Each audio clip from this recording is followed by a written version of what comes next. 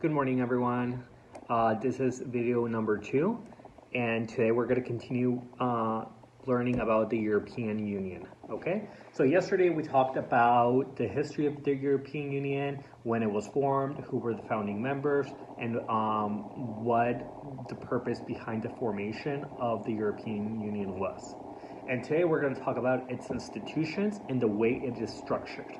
Okay, and how countries make decisions together, because there's 26 countries, each with their own language, culture, laws, traditions, and they all have to come together and be able to work together in order to make decisions and strengthen the European Union and pass laws and improve the quality of life of its citizens. So let's start with the planners.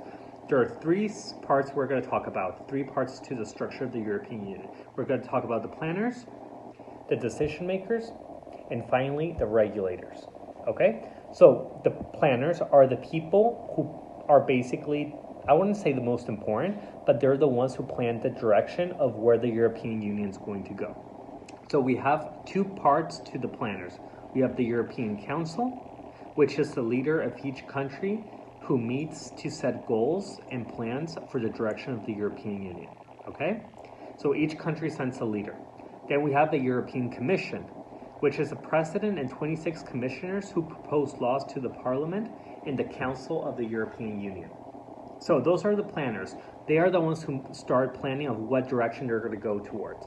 Then we have decision makers, okay? We have the European Parliament, which is people that you vote for. People in each country vote for a member that you've sent to European Union. You call them eurodiputados in Spanish, okay?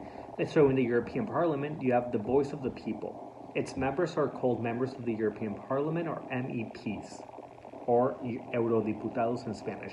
So they vote on laws that they propose. Then we have the Council of Europe, okay? The voice of the governments. Its members are ministers from each country's government.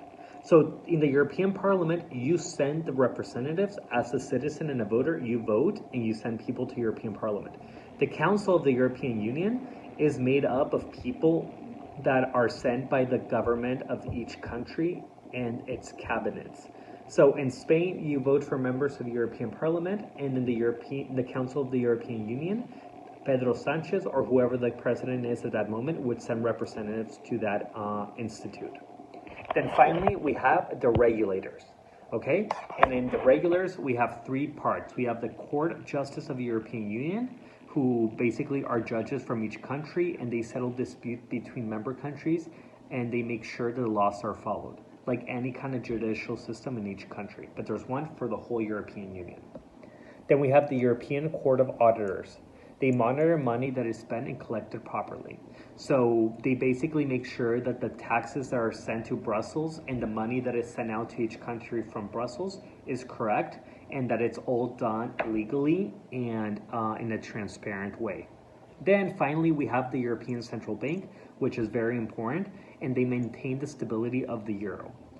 You're going to hear a lot about these in the news in the next couple of weeks, because the European Central Bank is going to be very important when it comes to solving the economic crisis that was caused by COVID-19 or coronavirus, okay? So you're going to be hearing a lot about these institutions in the news.